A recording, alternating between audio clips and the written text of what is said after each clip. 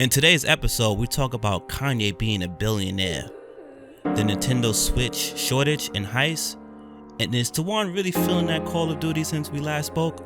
Find out.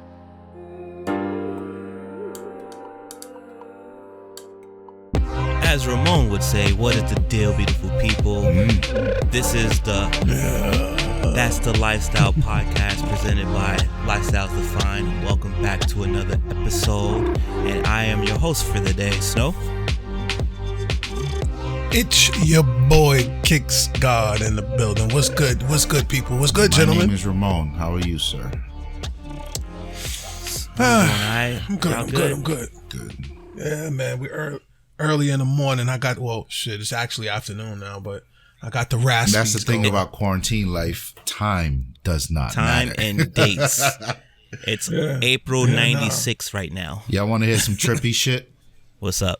We was on the couch chilling, me and the wife, and she was dead tired. I'm like, babe, sleep.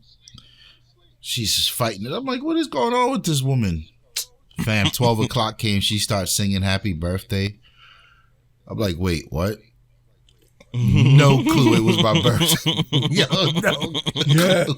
You That's really lose track of Son, I thought everything. my birthday was like another 3 or 4 days away. I said I had no clue, son. The first time you had told me about something your wife was getting you, and we were, I want to say we were on fridge, the D thingy, whatever. And I was like, I don't know if you noticed, but I was looking around, I was making a face. I'm like, no, wait, I know his birthday didn't pass yet. I'm like, everybody's birthday. I mean, I would assume with the obvious being, let's say, like my wife's birthday, I could not forget that. Yeah, but, there's always that. but I couldn't even I was like, wait, what day is it? Yeah, bro. And sure enough, it was a few, I want to say it was around the 14th that I realized. I was like, oh shit, your birthday's coming up. It's just kind of shitty. Because we'll usually hit hair of the dog, or we'll hit the bar hard. You know what? And not to mention, we do the LD anniversary. The LD anniversary time. Yeah. Absolutely. We probably should have did like I hate this Zoom shit. I know. But we probably should have did it. In fact, you know what? We should still do it. We should still do it. We could schedule something for next Saturday night. But yeah. Time is relative. It's moving different now. Hold on. Did you say the D word earlier, Ramon? Me? No. Not here. Okay. Tawann didn't say it either. He said I know he did. I know he said D word. I didn't say anything. And I'm sitting here like, did Ramon say anything? All right, we good. Yeah, we good. We can't release the secret sauce, man. We must protect it like the big man secret sauce. Yeah, I think the only person I told was Chris. I was like, yo, it's really nice, all the gamers congregate here, and we just do our thing. Sometimes we own a game. It's also some dark web shit. Yeah, because it has a dark side to it. I'm in a ton of these groups where there's the counterfeit sneakers and the counterfeit luxury goods and the hacking shit for the Nintendo. They all got their groups, and it's all like super secretive. Like you have to get an invite to them. It's a secret society. Yeah, it's wild. Vetted. It's fucking wild. I don't think I could be a part of a foo-foo sneaker. Nah. But it's interesting. Remember when you were researching that? Yeah. The unauthorized, authorized, and fake sneakers. Yep. That was a nice chase for me. I'm not also afraid. Confirmed my issues with why I pulled out of the sneaker game over 10 years ago, 15 years ago now. Son, it's wild. I'm not afraid. The reason I ended up in those groups is because I was damn sure gonna buy a pair of fake fucking sneakers because I wanted those What's those Yeezys, Tawann? I like the 700. The 700, 750. So them Is that the all shits, black ones? yeah, them shits going for 10 grand. No. I will buy the fake pair, son. I don't give a fuck. Even the fake pairs like fucking $300-$400. So they're a lot. I ended up not doing them because it's quarantine and where the fuck are you going? True. With some Yeezys on. So whatever, man. I mean, Well, those could be your how- house slippers, B. We just that ignorant out here. Yeah, they definitely look like house slippers. I will say that. High top house slippers. That's crazy. Listen, nah, it ain't even about it. It's just flexing in the crib. Shit. On that Drake Well, shit where every single listen. chain when I'm in the house. Yeah. Listen, well, if I come across a nice piece, I found them for $800. Fam, moving on. So Moving on. I'll one thing I want to say right before we do this, because we saw Travis Scott. It was Travis Scott, right? Do the Fortnite thing. Boy. Amazing, yeah, he's right? doing it hard Boy. now. Amazing, right? I And saw here's the video of it. I was just like, what? I'm seeing people's streams that they're posting. You know what I'm saying? And from the angle where they were at while the concert was happening. Because for those of you who don't know, you should look this up. It's pretty cool. Travis Scott, let's say he was Godzilla to the people, like in terms of scale. So everybody knows the Fortnite game, Battle Royale, over 100 people down to the last one. So all the players are in the server. There's no weapons, no nothing. You're there to enjoy the experience of the concert, and it's supposed to be live. And Travis Scott is tall, like Godzilla style, and it's trippy. There's wild colors, hallucination colors and stuff going on, all kinds of animations and stuff, and it's all happening in real time, and it's pretty sick. And of course, the gaming community, as awesome as we are, they found ways to show up, have like a Woodstock area. Other people were doing other things, cheering on, doing the emotes to the beat to make sure that it was in sync. Like, just a wonderful time. And I'm thinking about that, and I'm like, we're going to touch on a Kanye thing earlier, and we were just talking about Kanye shoes. Imagine if Kanye can get his shoes as a skin inside of Call of Duty. So that'd be wild. Yeah. Because Call of Duty is the number one, one of the most successful games when it comes out every year. So that'd be crazy if he was able to pull that off. In the Soldiers version that's out right now. Yeezys though, it's a little stretch. It's a stretch, but come on, son. We have many stretches in that game You already. ain't lying. Yeah, I mean, because it's not just on a soldier's battlefield. Right. It's in a lot of urban areas. Yeah. So I could imagine, that being a skin or what have you. But before that, just to back up, Master Chiefs need some Yeezys. I don't know about that though. But just to back up some, I missed this with Travis Scott. And I'm really lost right here. Like, right, you gotta see it. You have to really see it. You gotta But see the it. only thing I can reiterate is you've played Battle Royale games before, right? And sure you know for get down, get loot, get down, get a gun, kill someone, right? And then survive if I let you, right? So now imagine all of us being in there, and that's not what the case is. Like, we're not here to kill each other. We're in here to enjoy a show. And when the show shows up, it's this dude that's 1,000 times our height. And we all, no matter where you at on the map, you can see him. You can see him. You can change your position to get a different angle and see what's on the other side. And then on top of it, you got these. What's that D12 Eminem song? Dun, dun, dun, dun, dun, dun, dun. You got that vibe, that the blue and yellow, purple pills, or purple pills. Yeah. So you got that thing going on. You have fireworks going on. You got all kinds of atmosphere, DJ, smoke, fog, all this stuff going on. And then the performer, who is Godzilla, the size of Godzilla, is just supposedly live doing his routine, his set. Son, I would have killed to see that He's in a person. Video game form. Yeah. He's in a video game form. He's like a big ass hologram. Like hologram type thing. And that's the show. You basically virtually being at a live show. And he's performing. IGN had a really good video on it. The way IGN's video started was all the players were kind of like staring at a screen. Yeah. So, because I'm looking at it, I'm like, yo, this is still cool. So it's like a movie theater size screen, like a drive-in kind of was outside. Mm-hmm. So there's like maybe like 50 or 60 people just all like running around because there's no weapons, right? They're just players now. Right. And they're looking at the screen and they're waiting for the shit to start. And the shit starts and a bomb drops. And all the players get like scattered. They all blow up in the air and get scattered across the map. Mm-hmm. And I was like, what the fuck is happening? And then Travis Scott's appeared, but he's like big like Godzilla. Yeah. And so no matter how far you went on the map, you could still see the dude. He like, so and you got a good sight of him. Yeah. And it feels like to me, like I know y'all haven't been playing the new Pokemon, which, I've dropped I think 32 hours the day that first weekend it dropped. Scumbag. Son, and I ain't been playing nothing. I dropped 32 hours on that. So they have this thing called Gigantamax or Dynamax, and that's when you take your Pokemon, put him into a special ball, and then you shoot him back out, and he becomes the size of Godzilla. I feel like that's what inspired that intro.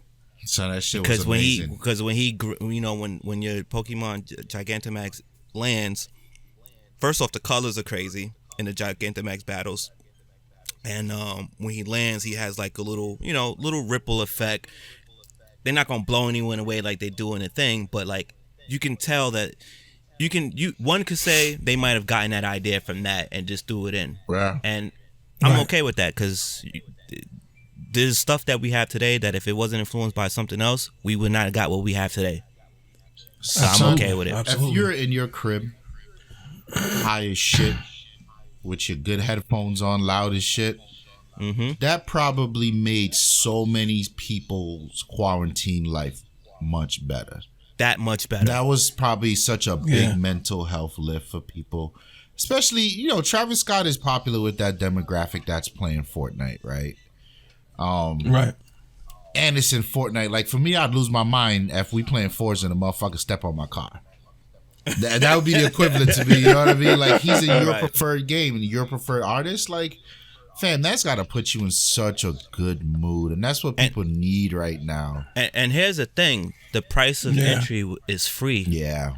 So it wasn't like you had to spend X amount of money to get the game. I mean, if you own a console, if you own a PC, because Fortnite is super scalable, you really could have just showed up and just I wonder if it was on for the Fortnite experience. mobile as well.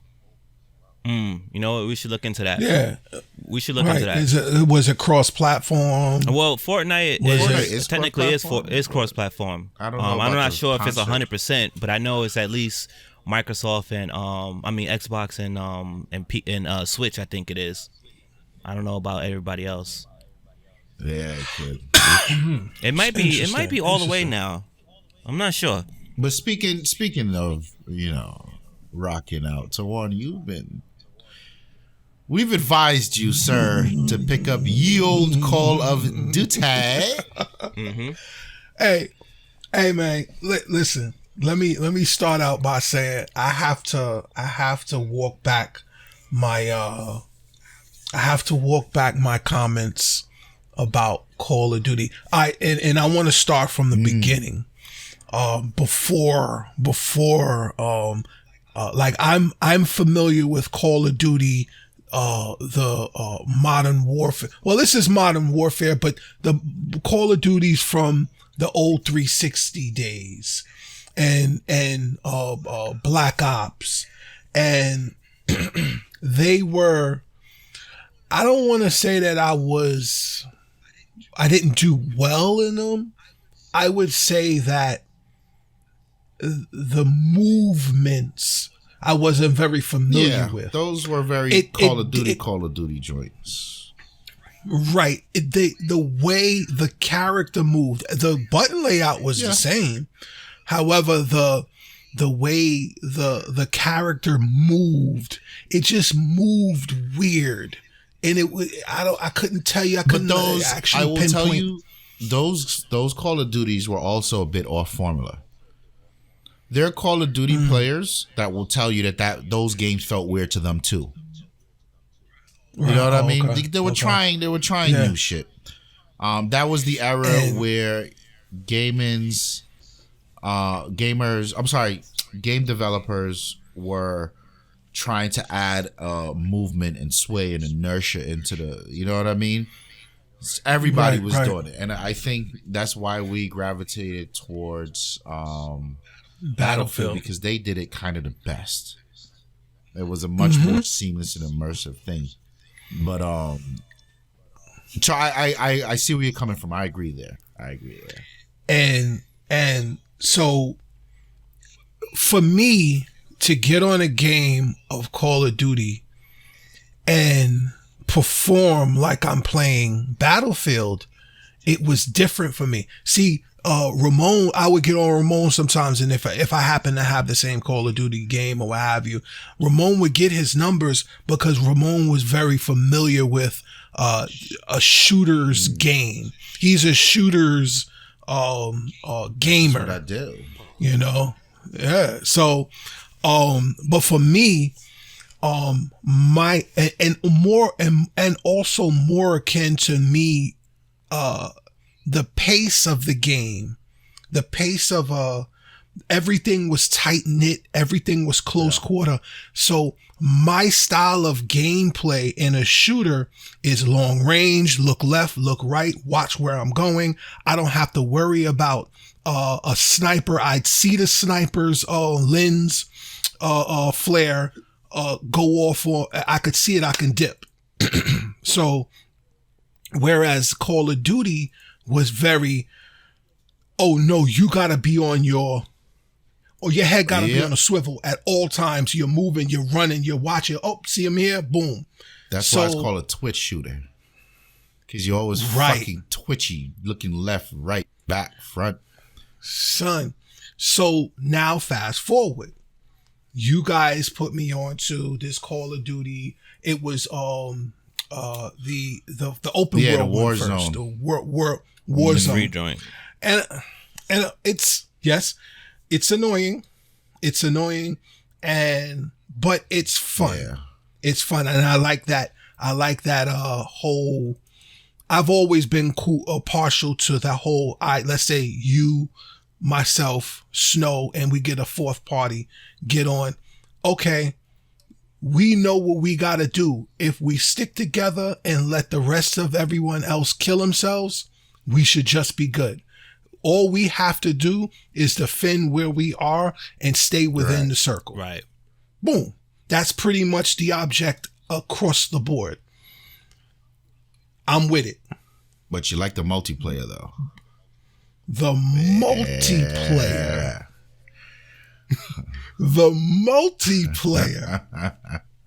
So now, excuse me. So now I'm watching videos of Ramon, and he's getting these guns. There's a couple of guns that he had, but most particularly was the shotgun. Now, he has his shotgun with Dragon's Breath. And I'm like, wait, I remember Dragon's Breath. You had Dragon's Breath in Battlefield, but the effect was different here. The effect was different. So I'm like, wait, I need that. And the gun, I haven't opened up the gun yet. The revolver. The Magnum, the 357 Magnum. Yeah, I haven't opened that up yet. However, I am on the road to getting my Dragon's Breath. Son, the shotgun, any of them, they're devastating. Is a problem, especially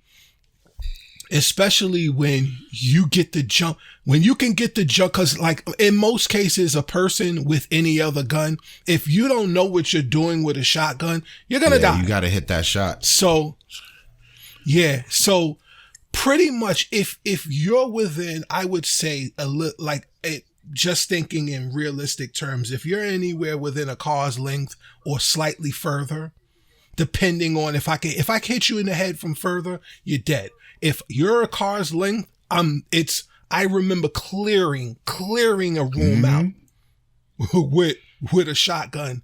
And I'm like, wait, what? That shit's wild, son. But yeah, so yeah, as soon as we're done this, I'm automatic. I'm going. I need 7 more joints, 7 more kills to open up. No, I have to reload to open up my dragon's breath, and then all hell is going to. Do you loose. Like ground war? Because ground war is my favorite mode.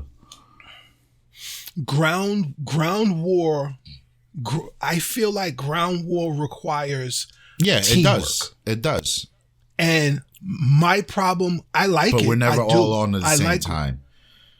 Yeah. Right. And the problem with ground wars is you have too many other of your teammates doing like that. Don't have nothing to do with you. Too many other of them doing what they want to do instead of like, if you got a squad going in someplace, you gotta mind what's going on. You know, you have a bunch of people that like to snipe. You know, you have a bunch of people that like to run up in infantry. Those are the people that we need to take advantage of. All right. Snipers. I mean, if you have a sniper on your team that tends to quick scope, if you can knock out a sniper, and that's one less sniper to kill your team. That's you there has to be some sort of strategy with ground war because you're just going to get killed all day. So what I usually notice happening is you have to set the precedent. So your squad hold down a flag. And I think this is Battlefield 101 as well. Usually, and I used to complain about this, we'll get caught all over the place. We capture something, motherfuckers. All right, let's go over B. Like, what? Hold on. Why we got set up shop? I'm not saying camp, but if we stick it out at this flag, then we stop the other team from coming, which then means that the rest of our team, another squad or two, can set up alongside of us, and that makes that defensive front even stronger. Then we can proceed. So I find because of the fast time to kill in Call of Duty and Ground War, that tactic is exacerbated. Like, you really need to just slow down. And when you capture something, like, wait a second, you know what I mean? Wait, let the other team push you. You kill them. Let your teammates set up, and then you go. And this is something I've only noticed in the last like 2 or 3 weeks. Because I myself run around like a chicken without a head, so I'm no better. Also, I played with you, and I'm like, son, where the fuck is he going? Everybody.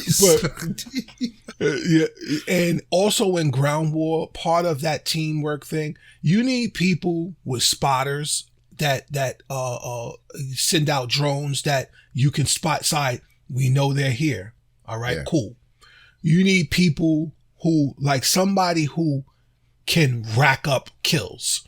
You want to rack up kills because you're going to be the airstrike guy, the cruise missile guy, the AC-130 guy, 150. You want to be that person to get those. I mean, if somebody else can get it, by all means, it's fine. But you want those people to, that's gonna be whenever you see a team, the other team rushing, you already racked up a certain amount of kills. You know, you got your people scanning out for the bodies. You know where they at. Send out the AC-130, send out the cruise missile, send out the strafe and run. So it's everybody works in tandem. It's just a lot of mayhem right now. I'm sure that there are times, or there will be times, where we can get on and everybody's in sync. Yeah. You know what I'm saying? The multiplayer is important because you need to unlock guns. You need to. So I find the reason the M4 is such a nasty rifle in this game is because it's good at close and long range engagements. And fam, if you don't got something to get a motherfucker 100 yards out, you in trouble. Because you best believe he gonna hit you hard. Yeah, ground war. I don't use the shotgun. I unless I'm moving. So if I'm running with you and let's say snow, I can run with a shotgun because I know you have ranged weapons, but I can't just be the only person out there with a shotgun. Yeah, It's you not know there's gonna overkill work. too, by the way. Overkill allows you to carry 2 weapons. So I got loadouts with the shotgun and an M4. Like, fuck them. Yeah, I have a loadout with the pump action shotgun and the semi-automatic shotgun. It's called shotgun season. So I have shotgun Sandy. I have OP Shotty. OP Shotty is the other shotgun that's unlocked. It's a semi-auto as well, where it's both on the side, but it's just another. It's a little bit more. It's more powerful, but I forget the name of the shotgun, but it's more powerful. It's the R9 or but some shit it like does. I want to say it might be, but it's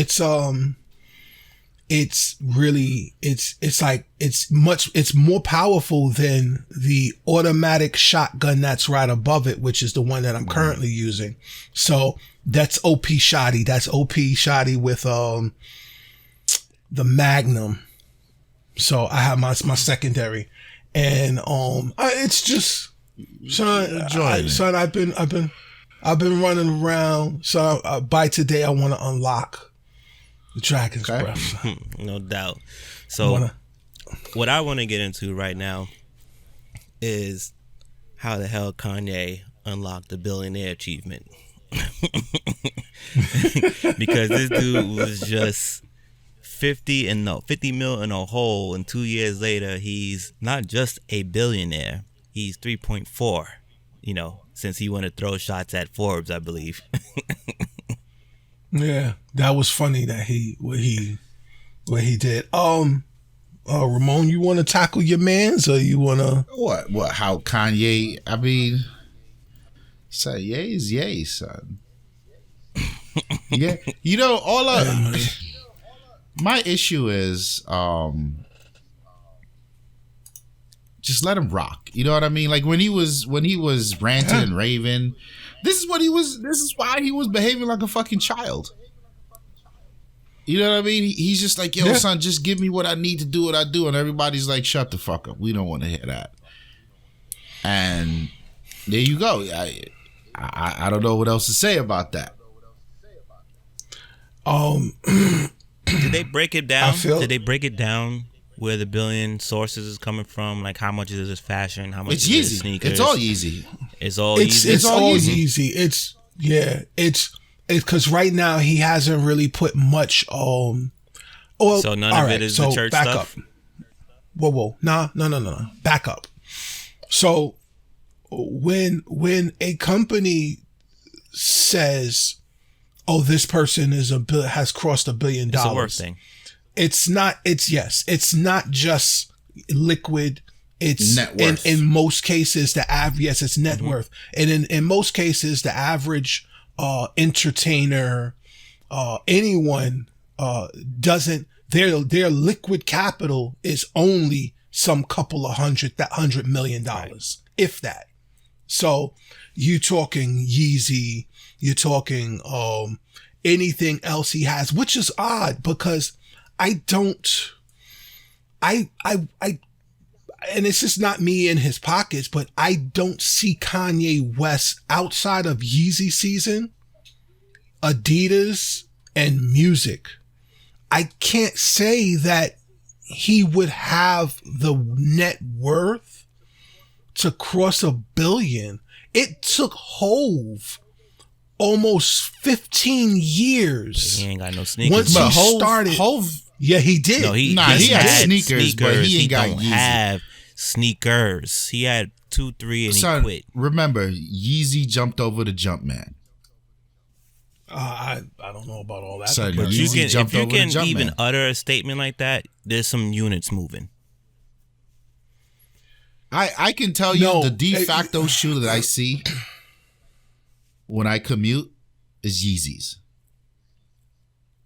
For a fact, son. I see so many fucking Yeezys when I commute. I would see, when the J's drop, the new J's, you'd see those. Right. Yep, they're there. But I feel like, son, when you look at people who are into fashion and lifestyle, I'm seeing Yeezys left and right, fam. You go in Soho, Yeezys. Like, it's pretty wild. I say there has to be a different way of measuring net worth in his case, than to say, oh, this person has a pair on and that person has a pair on. That's just popularity. So when a company says, all right, let's say Adidas, because Adidas is the company, Yeezy is the product. We have 500,000 units we're going to sell of one sneaker. And then you take that total value of this 500,000. All right. So that gets put into, this, let's say, I don't know, Yeezy 350 Zebra. Boom. 500,000 there. Yeezy 700, I don't know, Inertia, 500,000 there. Every sneaker in the units moved have a value to it. So when Adidas gets those units off, basically they've made whatever those units are valued at.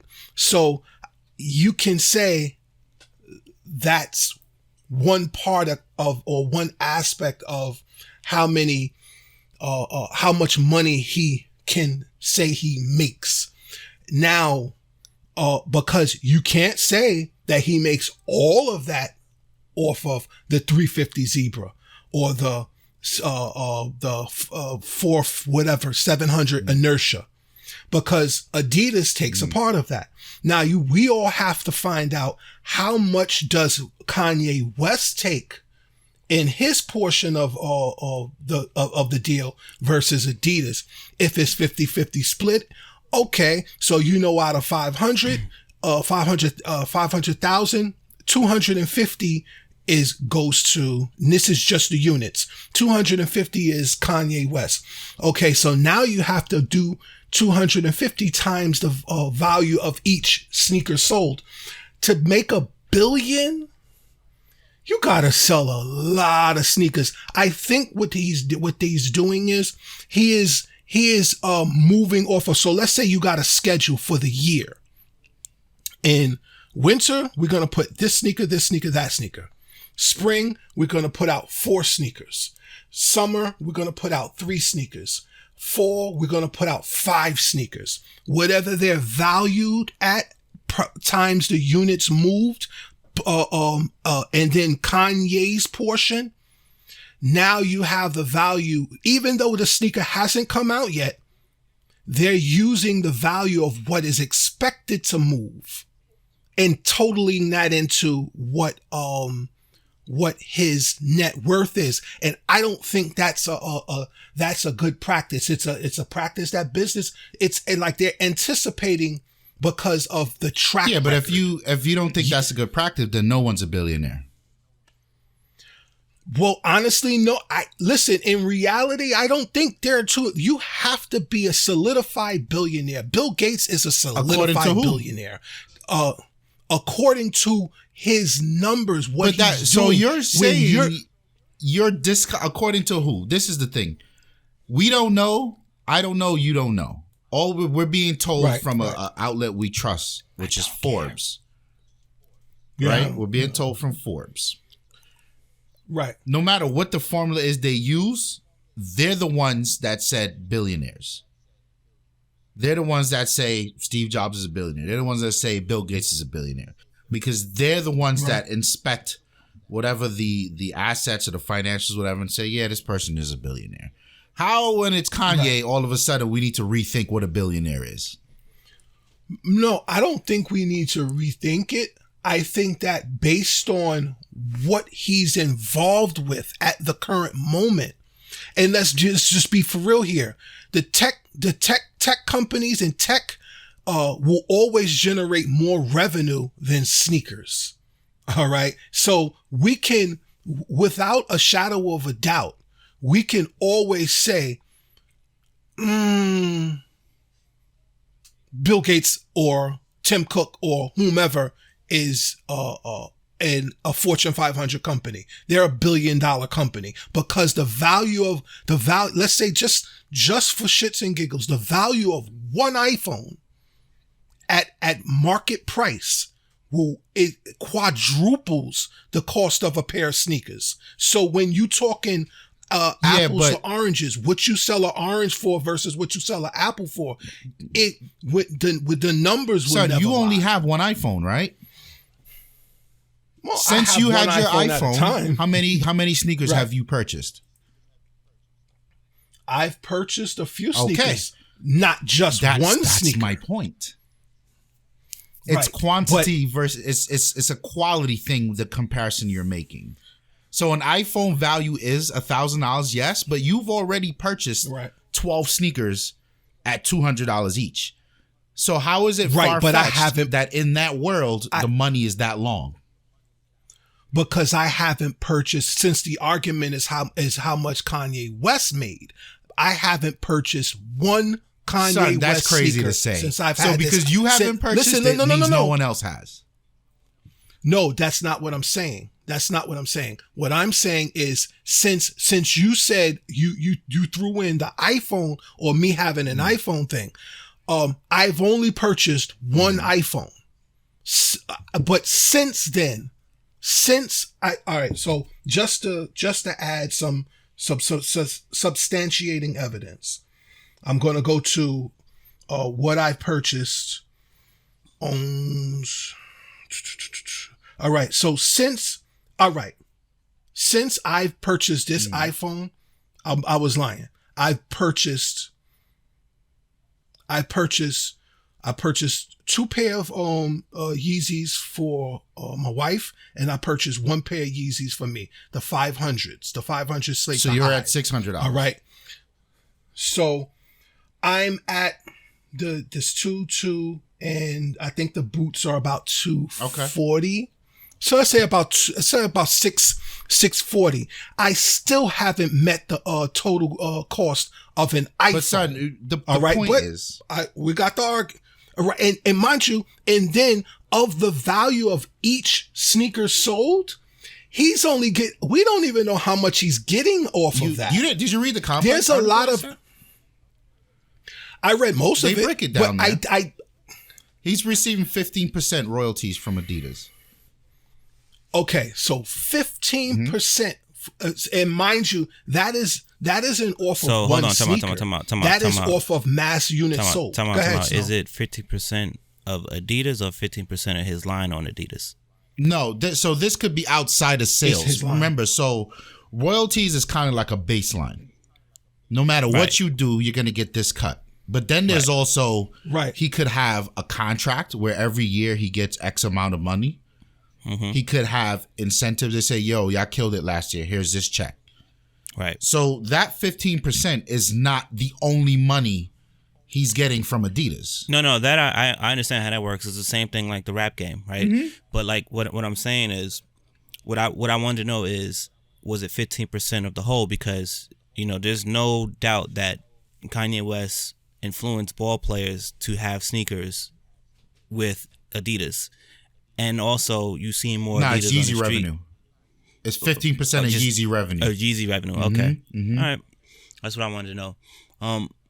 There's a conversation that we're having about this, and I misspoke on earlier when I said 2 years ago it was 53. The reason why I said 2 years ago is 53 because I remember Kylie Jenner got, people was cutting jokes with Kylie Jenner. Technically, his sister-in-law is worth more than him. I think she was like 900 mil or something like that. Yeah. It was 4 years ago that we were hearing that he was like 50 mil in the hole. So in 4 years, he did that. If I'm not mistaken, The dude sold like $500,000 at the Wyoming t-shirts at the Wyoming listening party or some shit like that, wherever it was at. So it's not just the sneakers. We need to get off the sneakers. It's Kanye Inc., right? Kanye Inc. is going to include what I mentioned earlier, the stuff that he's doing in the fashion, the stuff that he's doing, music, his sneakers, the merchandise, it's the whole 9 yards. So if he's influencing fashion, which goes hand in hand with his type of fashion, goes hand in hand with his sneakers.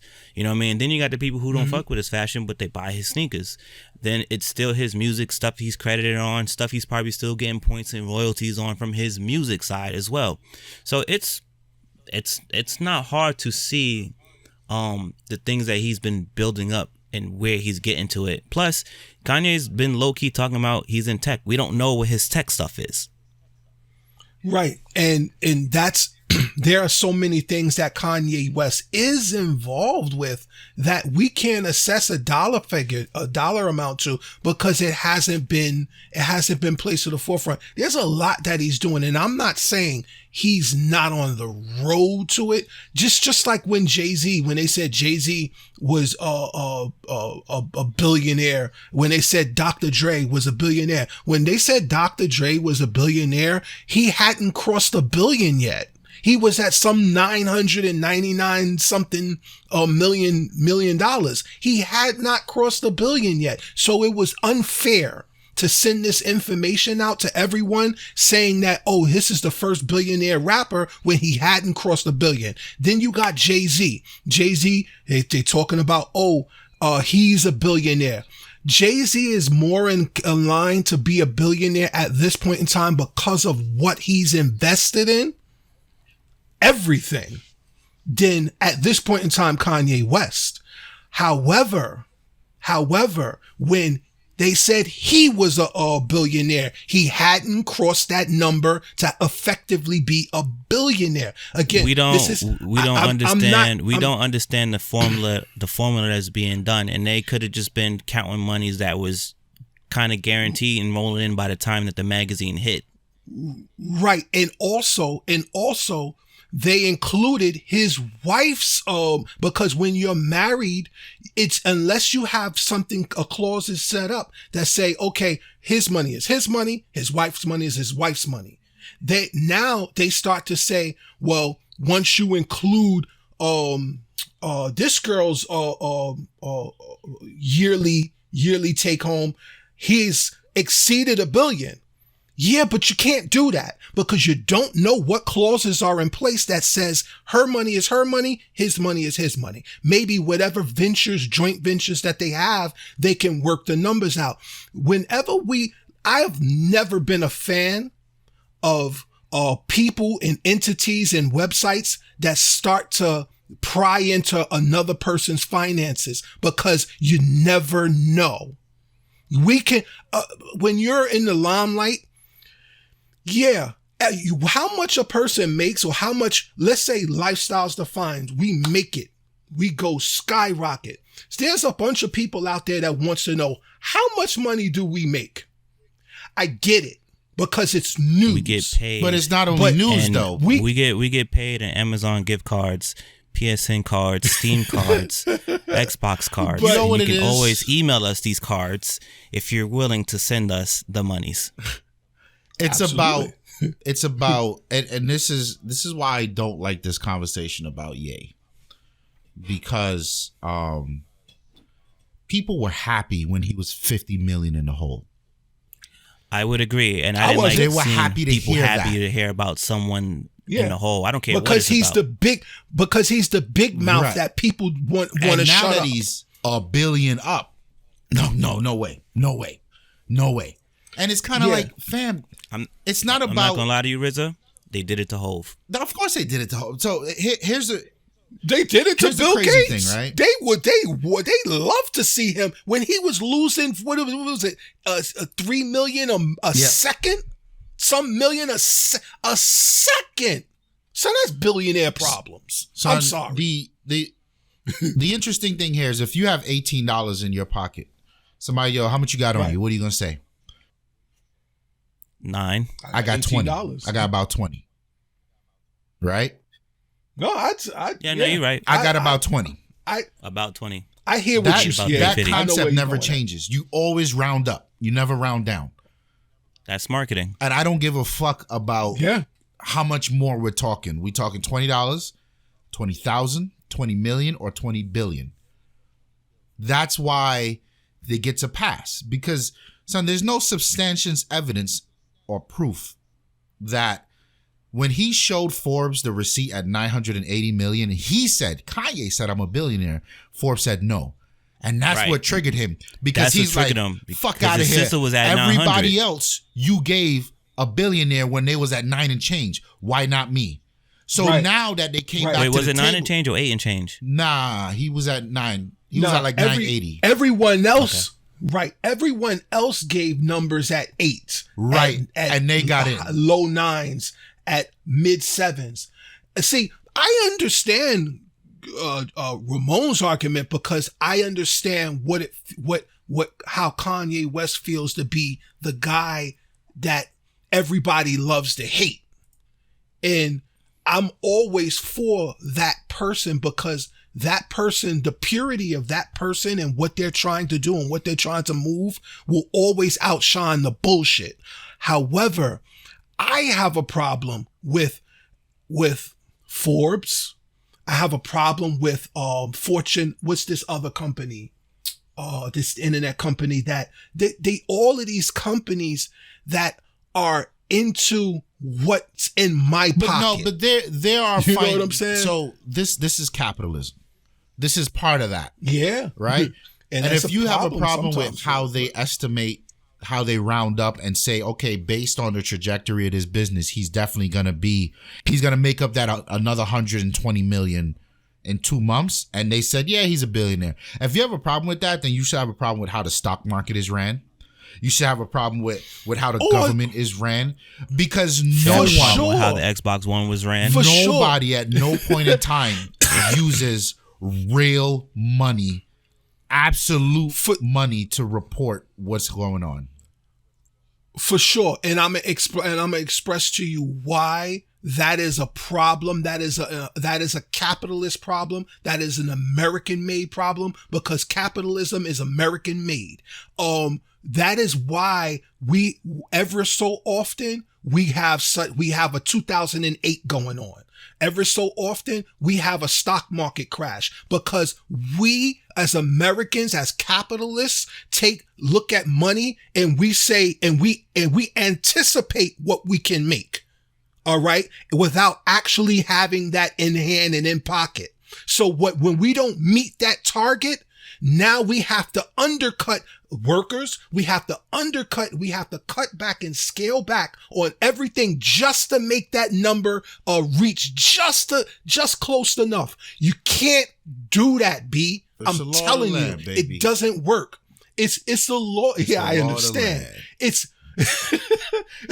I understand, but that is the problem. That is the fundamental problem that is wrong with America as it stands. I'm not against capitalism, but I am against how people translate what is in their bank account, or not even what's in their bank account, but translate what their business is valued at, because this is what the capitalist does. They'll say, they'll say to Forbes, I'm $1 billion company. But they'll say to the IRS, no, I only made 300 million last year. I can't, but that is the problem. Right. So now when they're pleading and crying to the government for a bailout, that they never need. They never needed the bailout. So now you have the little people like us that's trying to get a business off the ground. We got to claw and our knuckles got to bleed just to get a couple of 100,000 for a start. I understand your point. But them motherfuckers' they'll never report the actual number. That is capitalism, and that is wrong. I don't know if it's wrong. You know what's crazy about that conversation? I don't like it either, but what's the alternative? Well, the alternative is tell the truth. I'm not saying everybody got to tell the truth. or keep your fucking mouth shut. Nah, it's That's deeper my than that thing. because as someone like Kanye, he needs to let people know he's worth $1 billion because that opens avenues. First of all, from a Kanye standpoint, fuck all of you. Right? That's really what that is. But secondly, he's gonna get more opportunity when he's a billionaire versus when he was 50 million in a hole. So that whole I was asking Mark Zuckerberg for money. But now he don't gotta ask Mark Zuckerberg for money. Right. And at the same time, if everybody's minding their business, they would have known he was 56 mil in the hole. I think it's if you are a potential investor or a partner of someone like him, you know it 50. When you go to research it, we only knew he was 50 million in a hole because he wanted us to know. That's his thing. Yeah. Let me tell you. He's the one that told the truth. So why is he not telling the truth now? Let me tell you something. Whoa. Before we go. And again, like he corrected the people, it's not 1 point, it's 3 point. Yeah. Bro, listen. This man got on whatever and said he's 50 billion in a hole. I called Zuckerberg. I called this person. I called that person. Mil. Let me tell you something. I'd sell off everything I have if I believe that this rich man was 50 million in a hole. Okay? I guarantee you that is a business tactic for any business to cry broke at a time where you're attempting to build.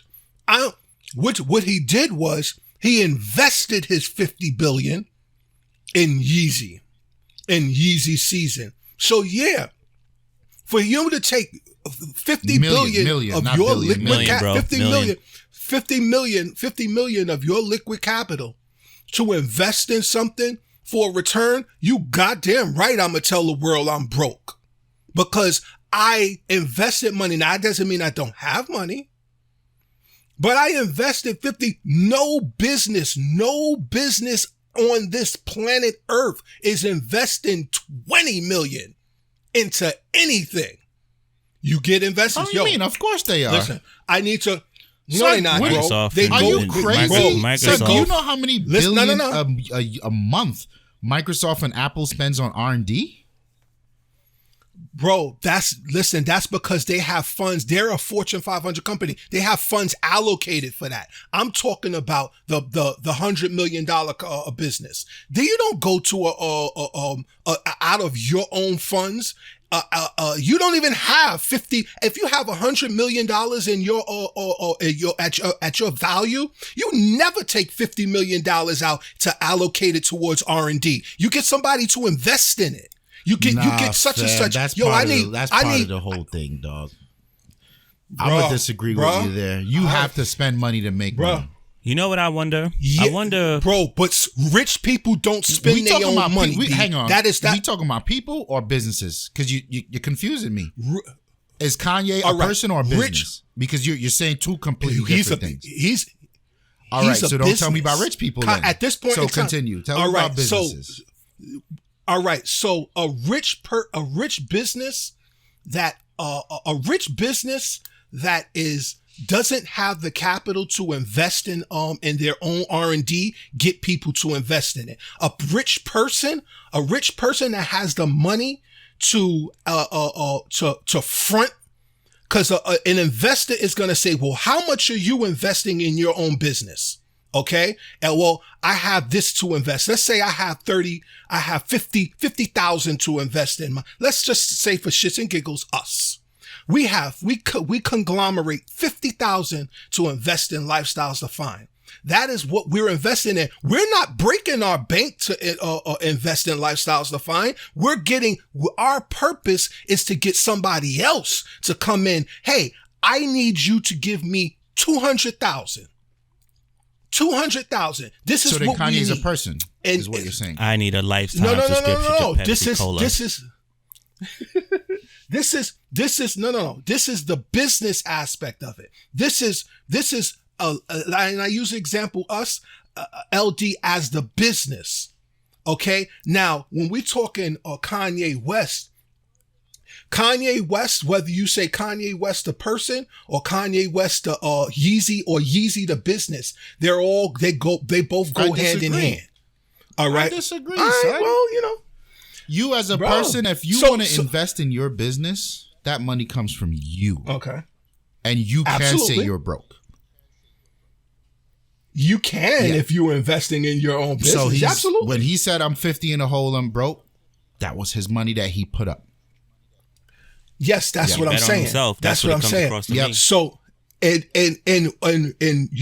should bet on himself. And what he did was he took his money, Kanye West's money, and invested it in Yeezy, whatever the case may be, to make that, because it's still Kanye West money.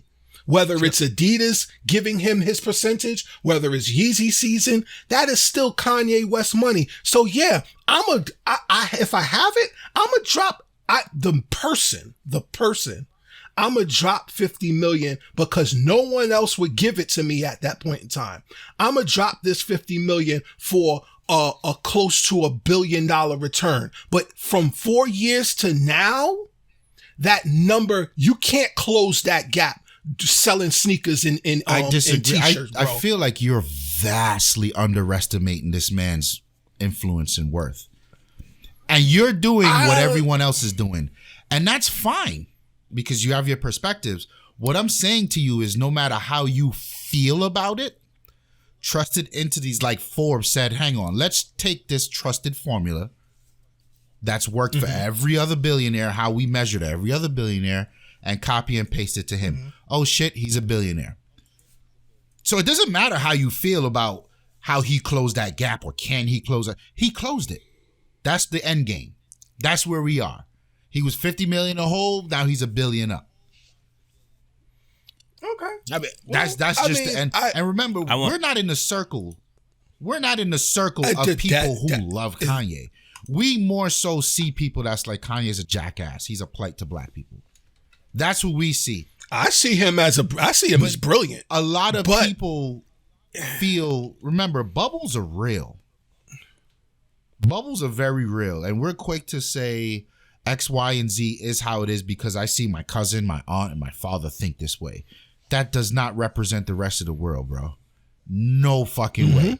And I proved that by saying an entity like Forbes went and did their homework and said, yeah, he's a billionaire. We hate to say it, but he's a billionaire. Because that's what it comes down to. Motherfuckers hate to say it. And just to tie this off, this is the last line in the Forbes article.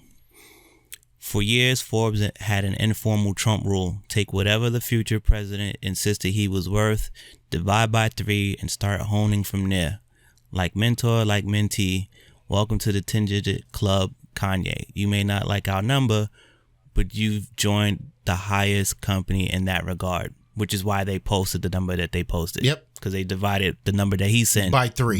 So he's saying, no, it's 3.3. They're saying, no, you're 1.3. It doesn't matter. He's a billionaire. That's it. That's all there is to it. So, speaking of that, we're talking all that money and stuff and hide your kids, hide your wallets. Seems like the Nintendo Switch, you can't get one. And if you get one, you might be having your money stolen. Fam, I don't know how Nintendo's still floating. Oh, God damn it. And it's kind of hard for anyone to... This is the same argument we just had with Kyle. I don't know how these motherfuckers is... Son, they print money too. It's like... It's crazy. With the heist thing is, no one can really explain what's going on with the hack because no one understands Nintendo's infrastructure. Nope. No one understands anything about Nintendo. Nope. Well, no one understands it because it's based in It doesn't Japan. matter. We understand what's happening with Sony stuff when it happened. When Sony got hacked, we understand that. Yeah, that's true. You know what I mean? We understand so many other things. No one understands Nintendo. I really didn't understand why Sony was hacked. Son, I think it was Sony's fault. Of course you think that. They left the floodgates off the kid that did it or some shit. Let me go backwards for a little bit with the Sony. They're always a target. It doesn't matter. Today and for the past, I don't know when I picked up on it. I feel like I was maybe the second iPod ever created, I picked up on it. Son, they don't have a governor on any of their Apple products. I talk about this a lot. There's no governor on the sound chip of any of the Apple products. You line into anything, it's the same loud sound. When you take anything else that is not an Apple product, you lose dBs in your headset, and you line in. You get some weird noise depending on what source you have. Sony bitrate got hit with that lawsuit. Everybody had to fall in line except for Apple, right? The Sony music industry got hit with something called COPA compliance. The whole industry was violating this thing once it was created. The only people who got hit with it, and they got hit with a fine, a big astronomical fine, was Sony Music Entertainment. Warner had a chance to change their thing without being charged. So is Universal and everybody else.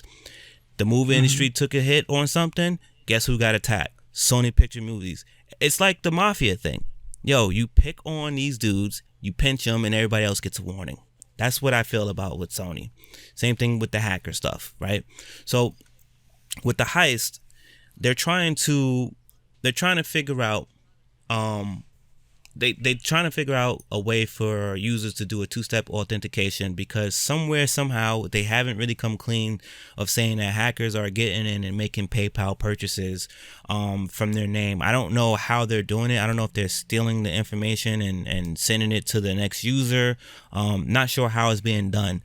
Their only resolve right now is to stop the NNID sign in from your Switch, which makes it sound like, to me, it's a kind of like maybe a over the air thing that they're doing as well. I don't know. They're just banning it could be the Pringle can thing all over again. You know what I mean? But did you hear anything else about the hack stuff, RZA? They go to a Pringle can. Tawann just held up a Pringle can. They just banned like 200,000 switches whose accounts were compromised to protect it. So my guess is it's an encryption between your Switch and their server, and the call back to the server, and that token is authorized to pull money from PayPal. Right. So somehow, some way, that's what the hackers are kind of exploiting. Yeah. I didn't look into it either, but I mean, just logically, it would sound like something similar to that. So the only thing Nintendo would have against it, because you can't wait for people to change their passwords and update their information. You just got to fucking ban these devices. And then they can later, if you contact support saying such and such, they'll say, oh, you're on the ban list. Can you please do this first? Or they can start reaching out to people proactively and saying, hey, your Switch is not going to be able to go online until you do X, Y, and Z. Right. So, it's set. I don't know, that unique token, it may not be as bad as it is, because if it was really and truly the whole shit was compromised, then the whole thing would be down. Everybody gets banned. But it seems to be of 200,000. I don't know how many switches out there, but they. Yeah, I think it was like initially reported 160. There's more Switch accounts out there that are online. Well, actually, we don't know who's online, how many they have online. They never report that numbers. We do know how many Switches in the wild, though. It's more than the Xbox One. Yeah. So, well, my question is, on a scale of, I would say Sony being the greatest, and I don't know, the lesser of any hacked company. Where does this range? Is it close to Sony? This is pretty low. Nah, it's not. The way you look at these type of things, right? Every time you read about something being compromised, that is now your measuring stick. That's your yardstick. First down. Okay. Right? Mm-hmm. You should never repeat a play before that first down that got you minus 20 yards. You understand? Gotcha. That doesn't work, fam. So the expectation going forward is that you take what you've learned before and do better. So Sony getting hacked was a big fucking deal because they got a lot of information.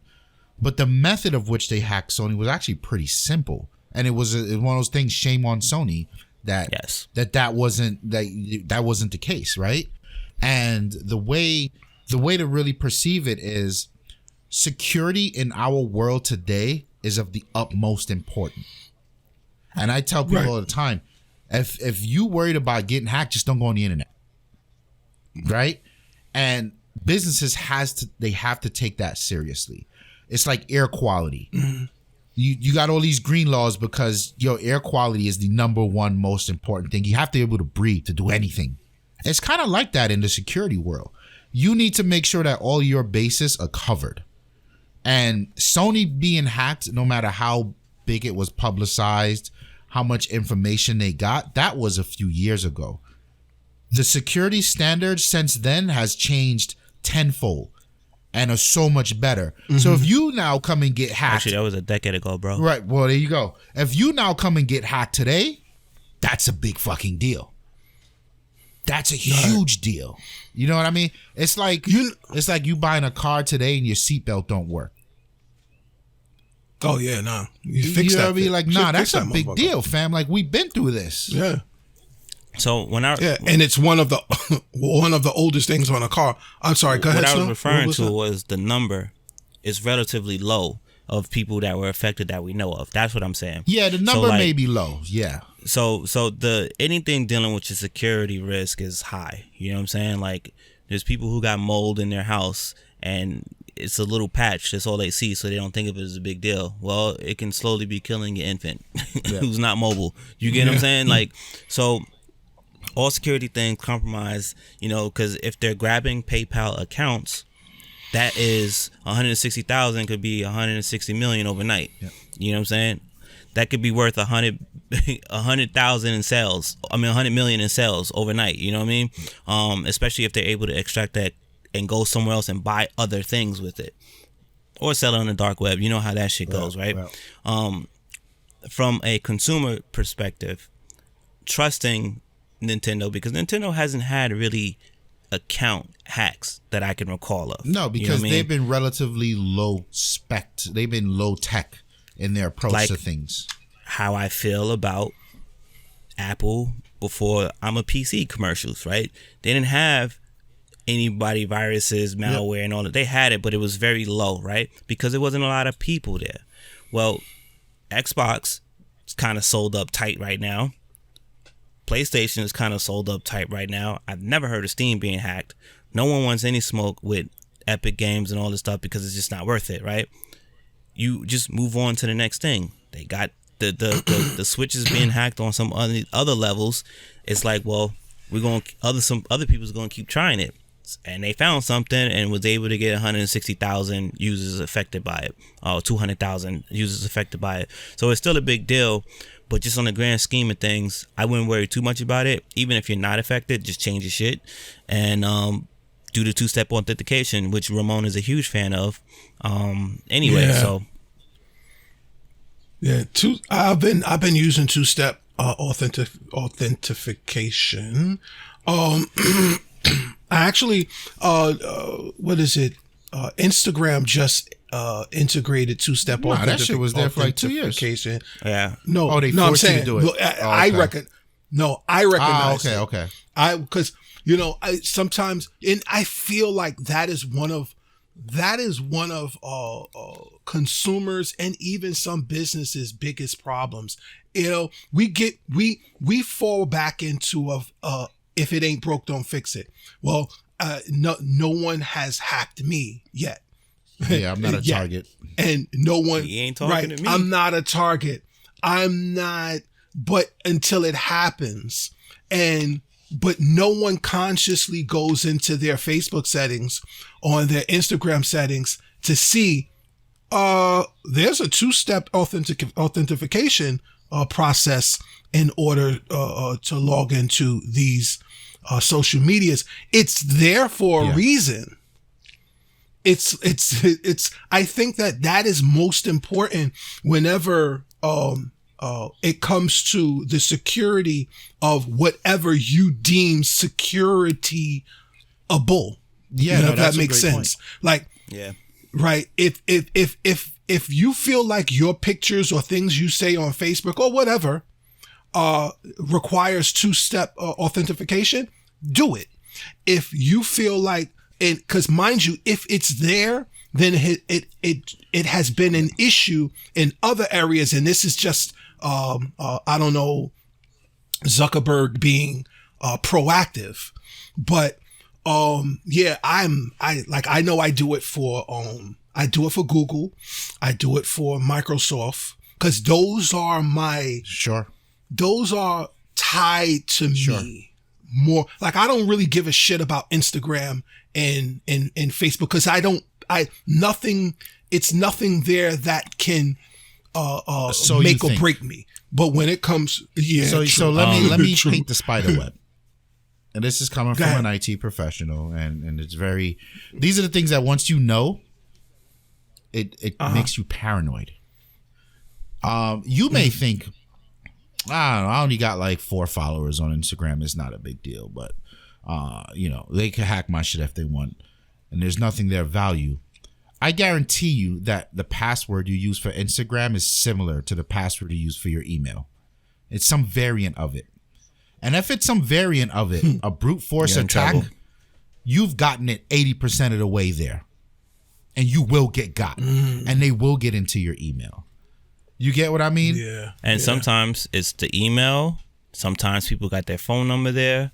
Yeah. Sometimes it's and if you see a phone number, now we on it. Now you talking about SIM swapping. So you can call up, you can find out who owns that phone number, AT&T or T-Mobile. You call and say, hey, I just got a new SIM. I had to buy a new phone, and can you activate this for me? And here they go.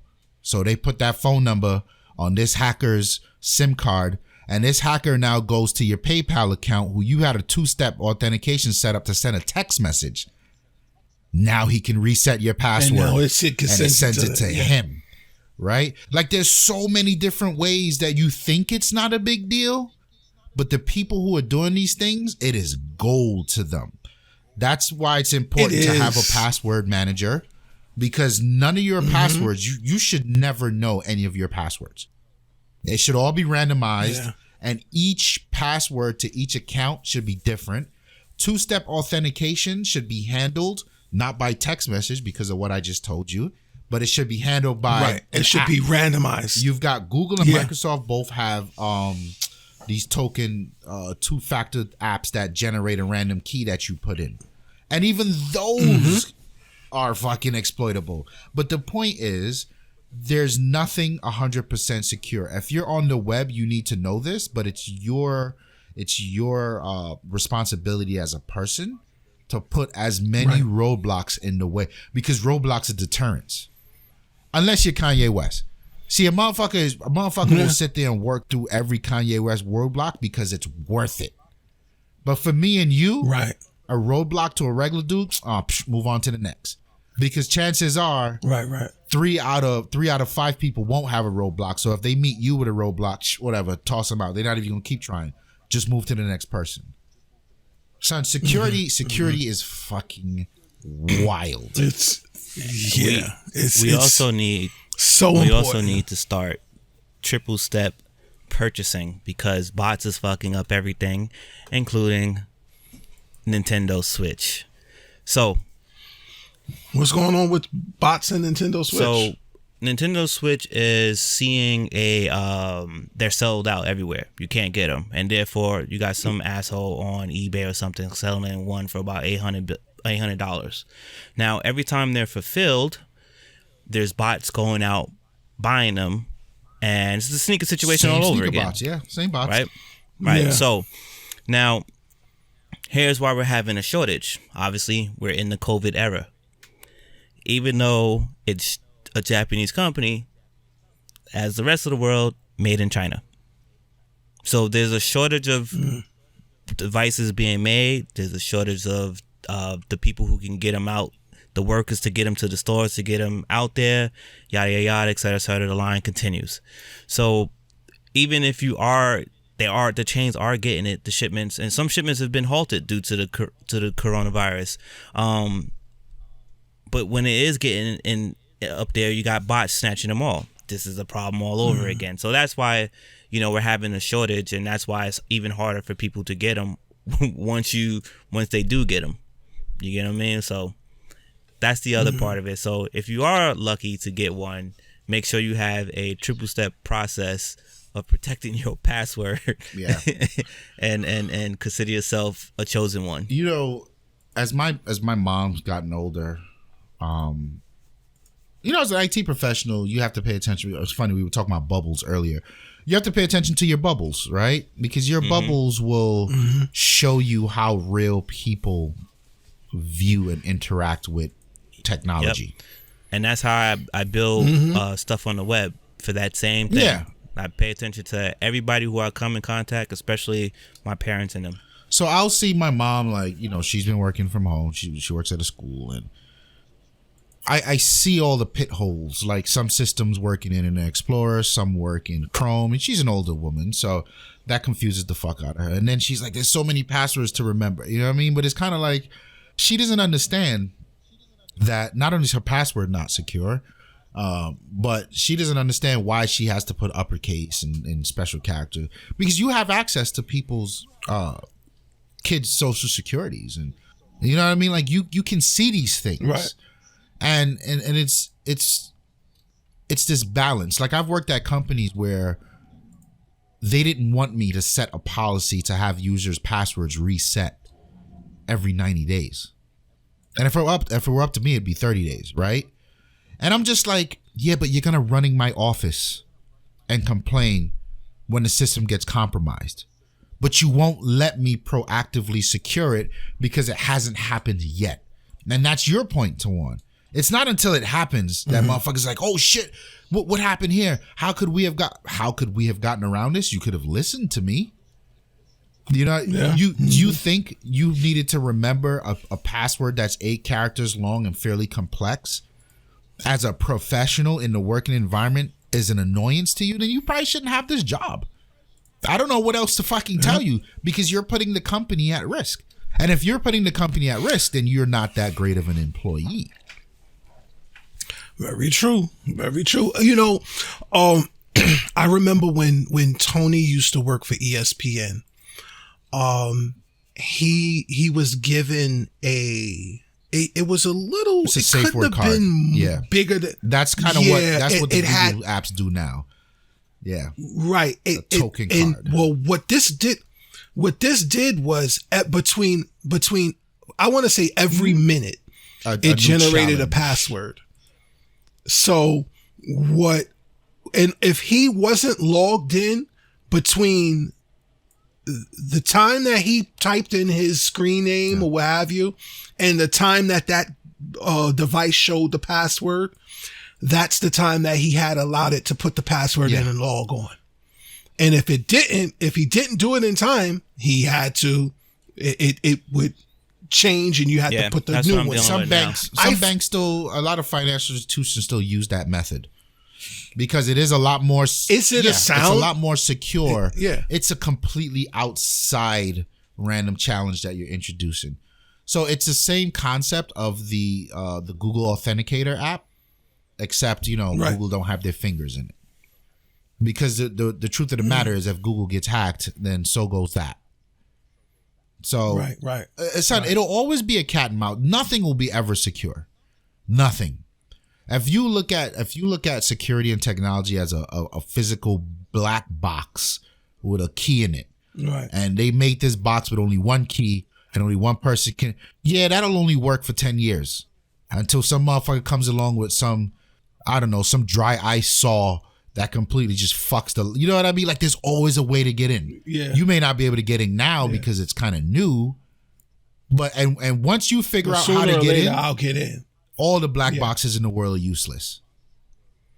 Right. So, it's, and it's, I get it, because convenience, you look at people on their phone, and that's why Face ID was and I always gave props to Apple for Face ID, because that information stayed encrypted on the device and it didn't go anywhere else. Face ID was important because it really stopped you from having to remember your long, complicated ass password and your passcode. And there's some. Yes, it did. Yeah, there's some things about Face ID that I could poke holes in, but by and large, it's still pretty solid. Yeah. So, and the fingerprint. I would say maybe the fingerprint. I mean, of course, somebody get a hold. It's the same thing, though. It's the same thing. Finger. Yeah. But it's pretty sound. I definitely didn't have any quarrels with that. And how they, Face ID. I think Apple's Face ID is probably more intuitive, or the most intuitive. How it gathers the information for your face.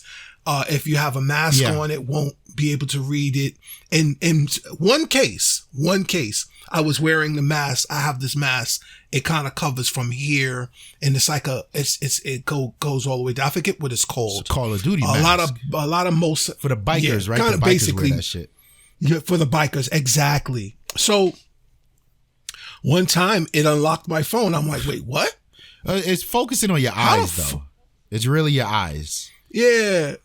And I'm like, I thought maybe because it does adhere to the shape of my, it kind of, I don't know, bro. I'm like, why the fuck did it unlock? Going back to the point. You ever unlock your phone with your hat on? It'll work. It will unlock. So it's your eye. So it's your eyes mainly the and eyes. whatever parts it can recognize. It's looking at wrinkles and shit like that too. That's why it'll work with facial hair and glasses. But going back to, I think Nintendo is in the beginning of a shitstorm right here. I don't think so. Yeah, I want to see. I'm gonna give them another week or two. They're in a shitstorm with some gamers and people like us. General public, I've been saying this. Apple and Nintendo is untouchable when it comes to public opinion. Well, the thing I didn't like about, and I haven't given this some thought. I've not given this some thought. Nintendo, what they allow you to do is you have, let's call a wallet. I think it's actually called a wallet, right? And I think it is a wallet. So for instance, if your credit card or PayPal account's attached to your Switch, you just can't go in and buy shit. You have to, if a game is $60, you have to transfer $60 from your credit card or PayPal account into the Nintendo wallet. PlayStation does. PlayStation does it as well. Like Cash App. I know PlayStation did it after they had the issues. They had that hack issue. So I always thought like, okay, this was a added security measure. This was cool. But looking at Nintendo today, that's not protecting them because that's what the hackers are going after. So they don't give a fuck about the wallet. They care that they have access to the goddamn PayPal account. Mm-hmm. So now it's kind of like, well, what was the point? The email and a partial number.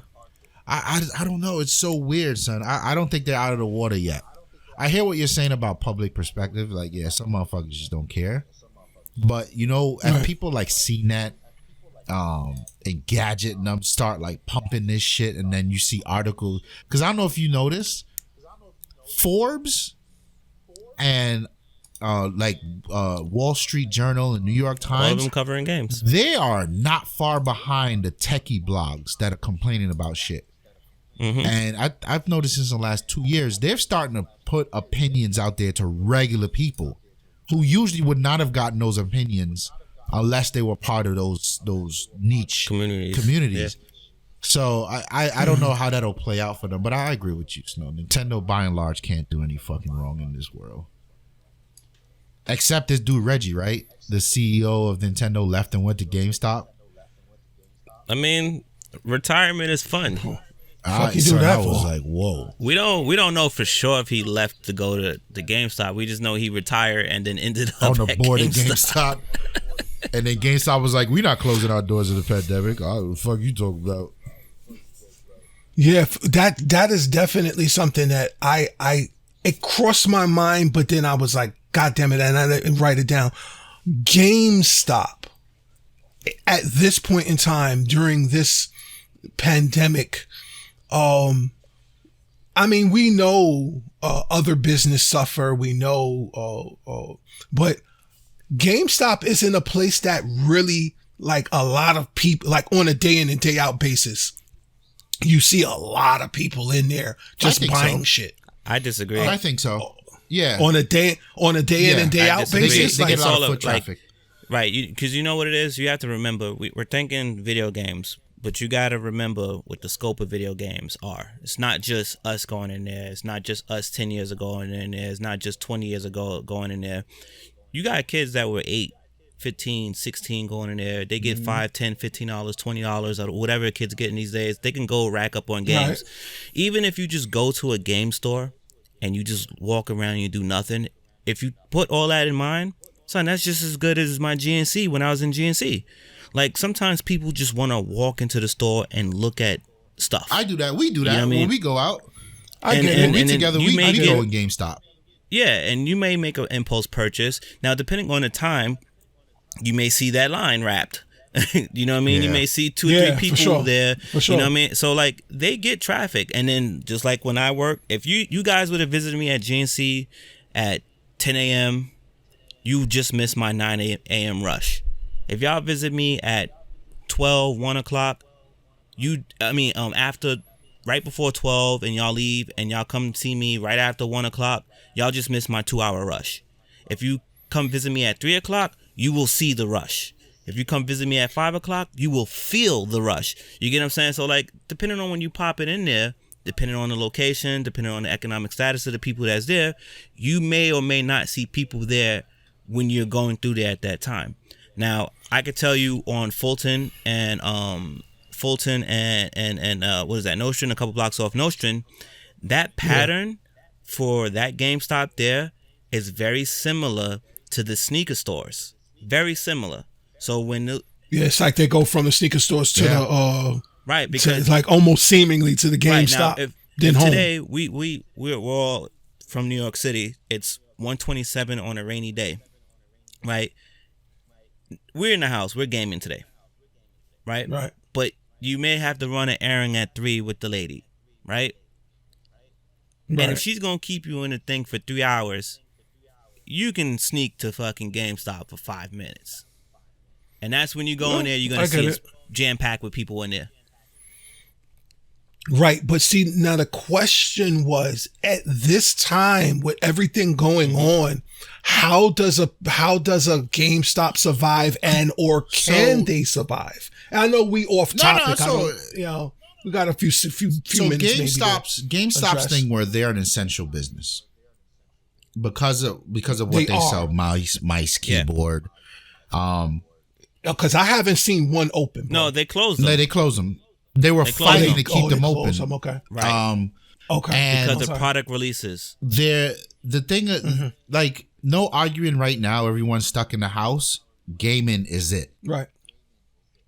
Gaming is it. I mean, everyone's traffic is up tenfold. Xbox Live, Steam, PSN.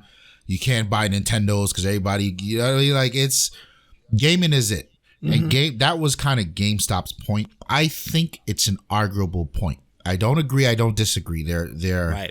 Just find a good way to do it. Right. The issue with GameStop is they've been a fuck company for so many years. I'm taking it off the table. I'm not arguing for you. You get what I mean? And now, even the way they handled it. Right. Because there were employees that were complaining, we're worried about our health. We don't know what this is. And they were like, nah. Right. And then they were fighting the states. Because the states would be like, you need to close down. And they were like telling the managers, if the cops come, tell them you're an essential business, show them this letter, and that's that. And they were putting the employees not only in harm's way, but legality's way.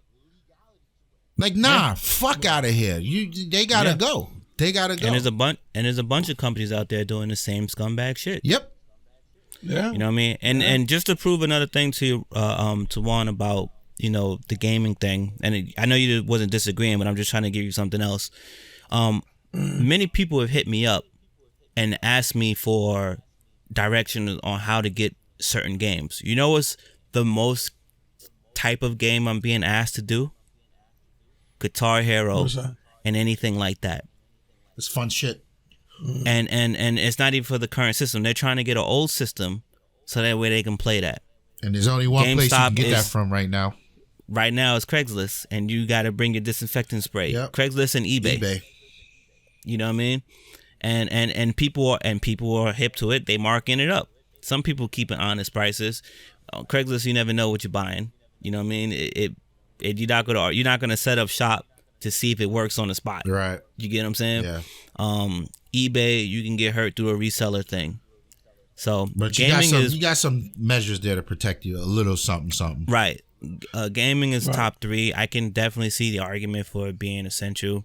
But if they're going to be essential, like we all feel for any essential business, 1, hazard pay. 2, protect the fucking employees. Toward the I think they still have a few stores that are open. So what they're doing now is only letting one employee in the store. I'm sorry, one customer in the store at once. And like, fam, you're not a good company. You don't care about your employees, so I'm not letting you rock. If this was a company that was beloved by most, and that has always done right by employees and customers, then I can be like, yo, let them rock. The thing with GameStop is, like, I see how some of these mom and dad stores and certain stores, they're not really considered mom and dads, but they still are. And Trader Joe's isn't a mom and dad store, but Trader Joe's? Trader Joe's isn't a mom and dad store. No, they're big. They're owned by a big fucking supermarket retailer. Right. But they put out something recently saying that, they can't do the online thing because they were never set up. It takes years to have this, blah, blah, blah, infrastructure, blah, blah, blah. And that is true, right? Even a website, so you can even get to the e-commerce side, like, that's all true. Now, here's the thing. GameStop has pickup when ready. You get what I'm saying? GameStop has this in order. GameStop has a website that they can make sales and stuff from.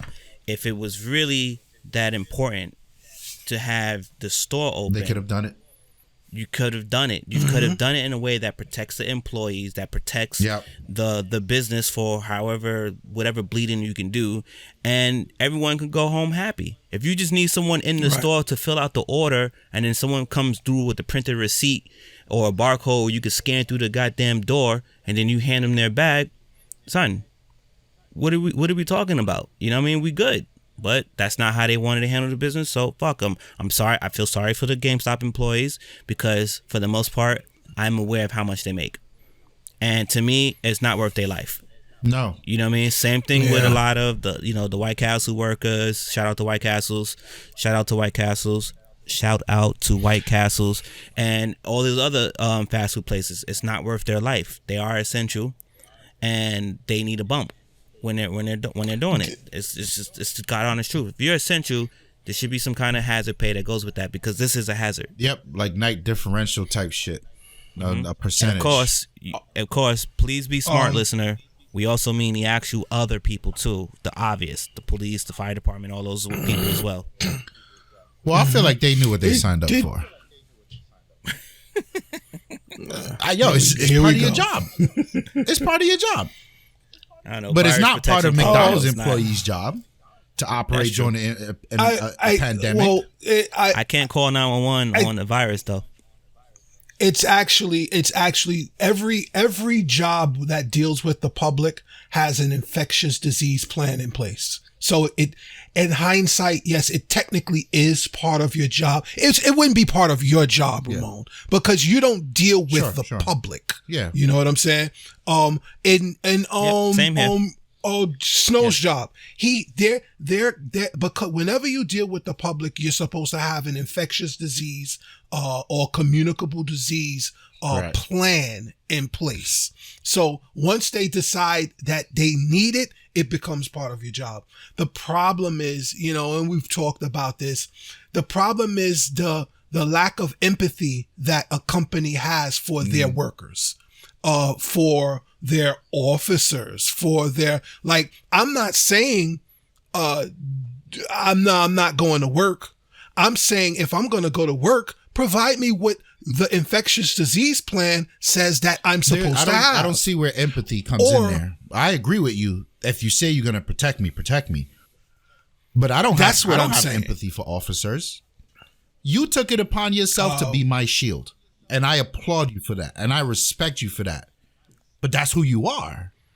No one has empathy for, you want to have empathy for a black person in America.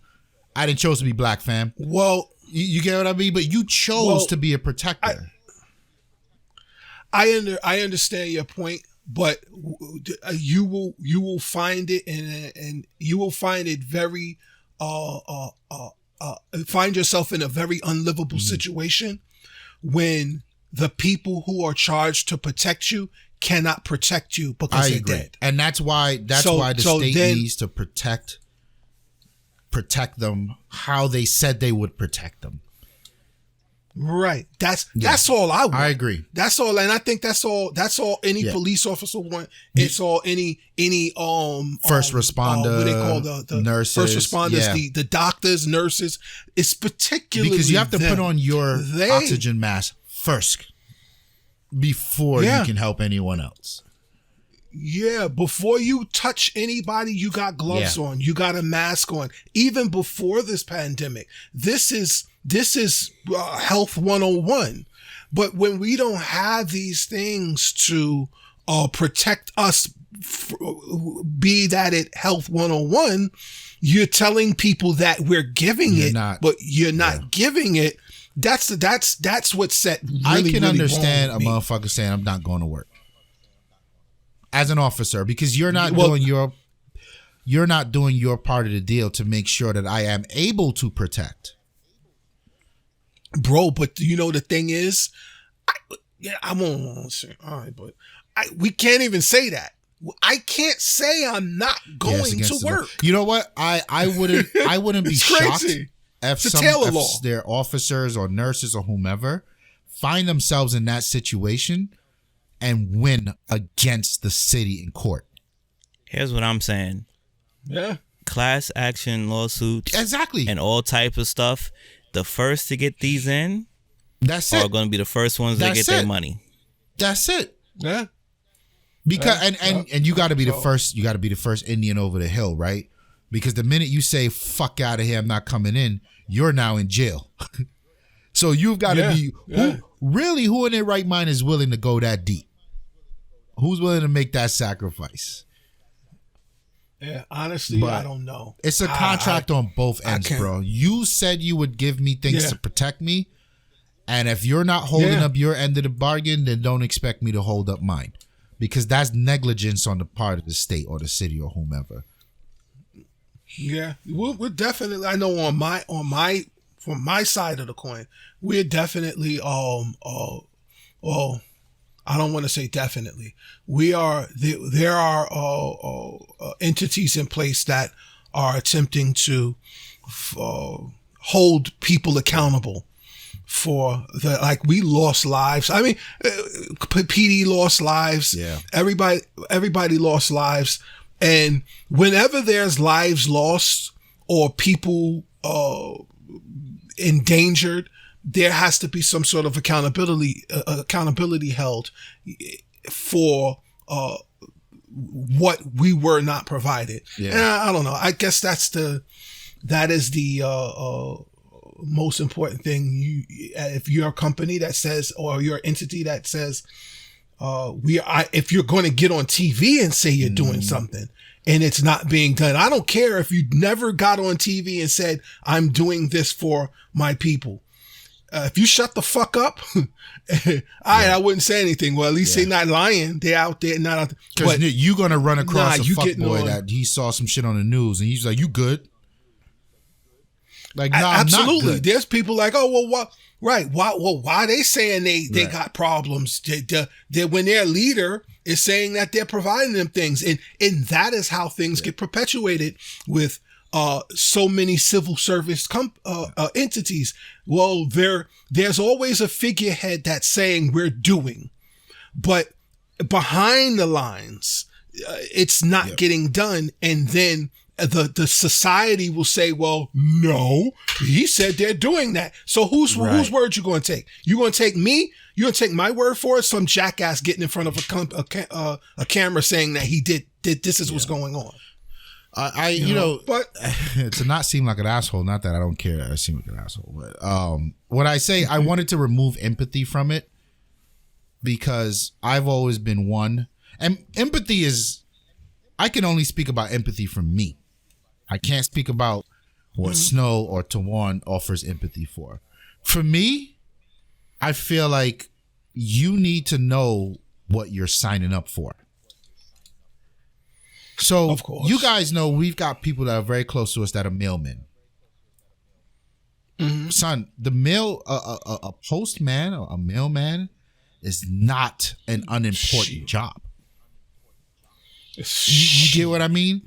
And it's not an easy job. And I feel like, you hear Hov say, you better run in the post office and get a job, ass motherfucker. Like, yo, that's funny. But like, I think the post, right under nurses and police, they're the backbone of this country. And I feel like a lot of people who become postmen and mailmen and X, Y, and Z, they don't understand how important their job is. They feel, and I know this because I've got inside about how motherfuckers just call out when they want to. They don't feel like going to work because it's cold today.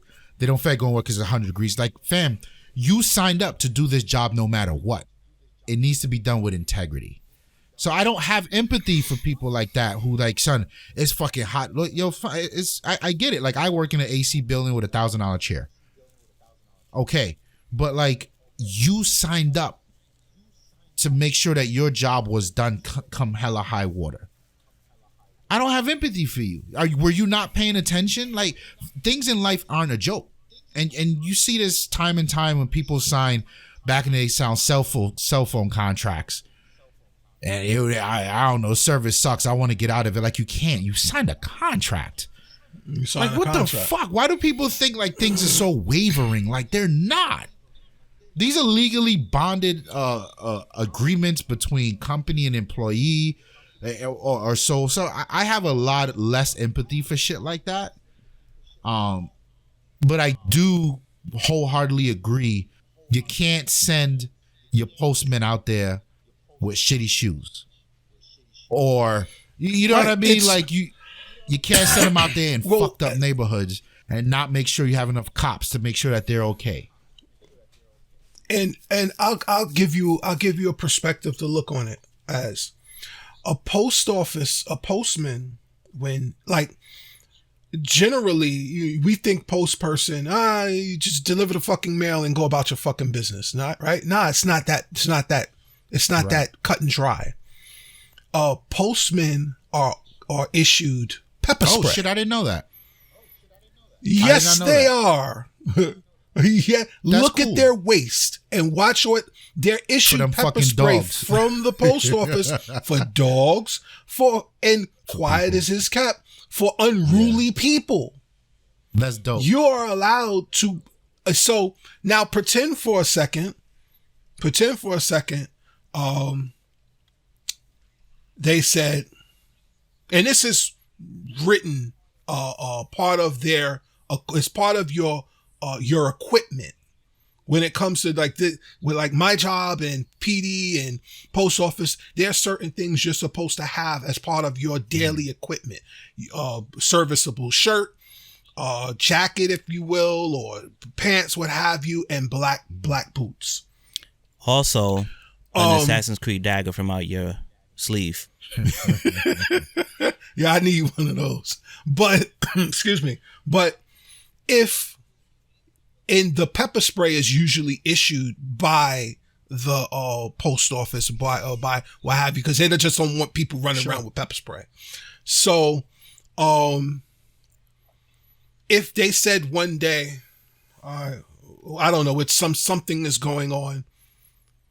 We don't have, I have pepper spray, but it's the new pepper spray. The old pepper spray, if you got any more, use it. But you have the pepper spray. I don't have any pepper spray. I need pepper spray. It's part of my equipment. Can I have it? No. Yeah. It's that's what did, and again, to the point in the conversation that we're having, when a person signs up to do something, you take on that initiative and this is what you want to do. Yeah, by all means. I understand your point, but whenever someone documents what you're supposed to get in the event of such and such, and then when such and such happens, it's like, oh shit, this is really happening. Well, who was responsible for making sure that we're supposed to have this stuff? Now they're looking for that person, and then they find that person, and then they don't have an answer, and they don't have an answer, and that person don't have an answer. and everybody should be fired. Then the head person, everybody should be. But, you can't just fire a civil servant. So now you get on a what do you call it and say, well, we have them, but we're not issuing. Well, now we have them and we're making provision to issue them out to all our staff. But then it's the staff that's like, no. In fact, we've ran out of gloves, and we never had N95 masks. That's a problem. Like that's a problem. It's a problem. It now it goes beyond empathy. Now it's egregious. Like, whoa, you are supposed to assure, but you know what problem? You know what the bigger issue is, and I can fault some people when they step in shit and they see it in front of them. If you didn't see the shit in front of you, I can't fault you. But this lady, the commissioner, she got in front and said, hey, we're making sure that all people have it. The problem is she never took the time to say, listen, in the event of a pandemic, are we prepared to issue such and such? We are first responders. There is no stay home for first responder. So are we prepared to issue these PPEs out to our first responders so we can make sure they're good to come to work and they don't get sick and whatever the case may be? You're supposed to ask these questions, because now I guarantee there will be a meeting quarterly after this whole pandemic is done. There will be a quarterly meeting about what we have on hand for the storehouse, for what gets ordered, how much of it got ordered from Middle Village to us, to our storehouse, and what gets disseminated to the facilities. There will be an assigned officer and captain assigned that to that should have been task. like that since day one. Let me say this, right? And this is another asshole statement. Go. I fucking hate unions and shit like that. You can't just fire a civil worker. Now, I understand. And I'm not too well educated on unions, right? And from what I've seen, the history of why unions exist is dope. The history of why you just can't fire a civil worker is dope. And I know it's a very complex thing. But every time I come across this conversation, it's never anything good. The reason I prefer how things are handled in the private sector is because there is, and I'm not saying it's perfect, but there is a level of accountability. When it comes down to state and city ran things, there's no accountability. Son, every job I ever worked for, I advocate for DR. DR stands for disaster recovery.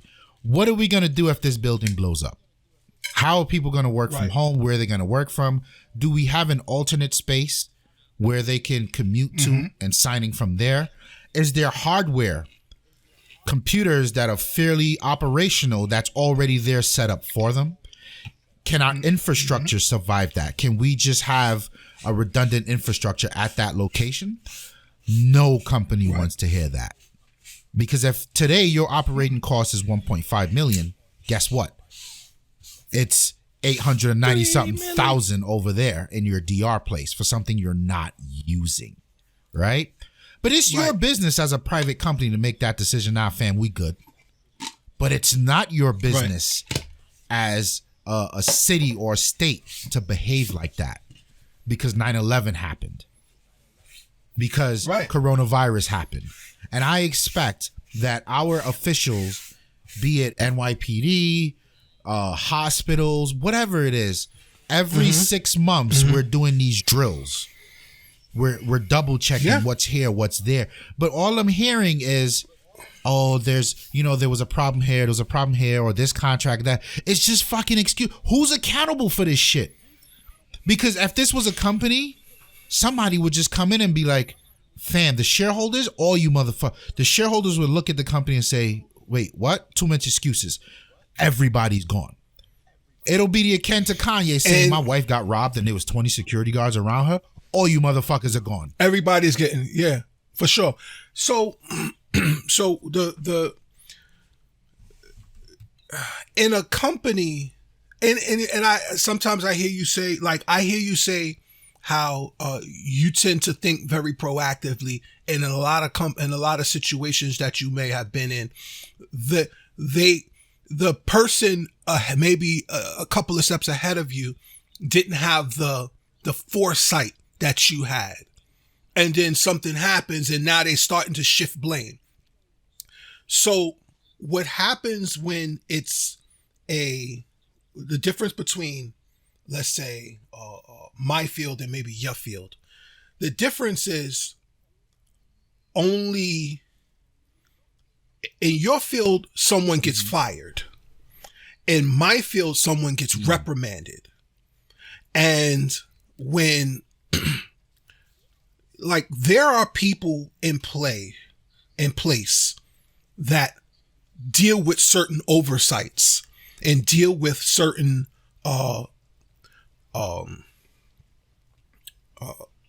inefficiencies are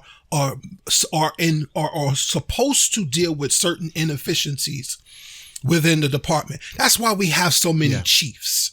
You got a chief over here for this. You got a chief over here for that. You got a chief over here for security. You got a chief over here for admin. You got a bureau chief over here. These chiefs are supposed to say, they're supposed to have a whiteboard. Today, you deal with this. Today, we'll deal with that. Today, we'll deal with that ongoing and so on and so forth. No one has that in play. Because everybody is targeting the officer. So right.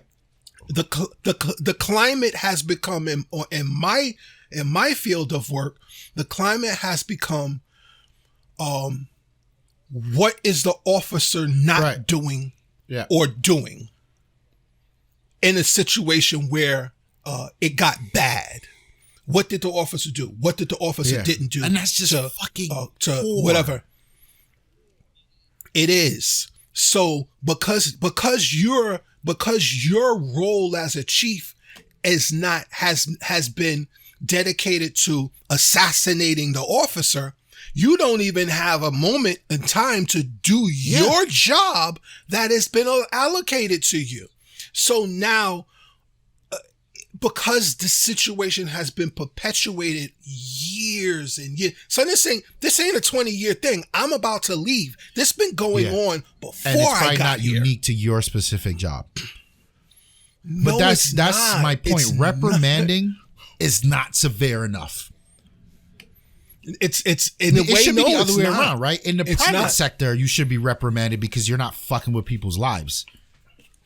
Right. In the government and city, civil, whatever you would call it, nah, you fuck up like that, that's negligible, you're gone. And you'll never work for another, because these people aren't officers. These people aren't the Indians. These are the chiefs. You are tasked in their situation. You are tasked to make the big decisions that matter, and you haven't been doing them. You should be locked the fuck up. Let me tell you something. The chief of the department, and I'm saying words without really saying words. No one knows specifics. I haven't heard this person say one word since this pandemic began. Not one. This is the highest ranking officer, and this person hasn't said one word, and that's scary. I hate they haven't addressed the officers. They haven't addressed staff. They haven't.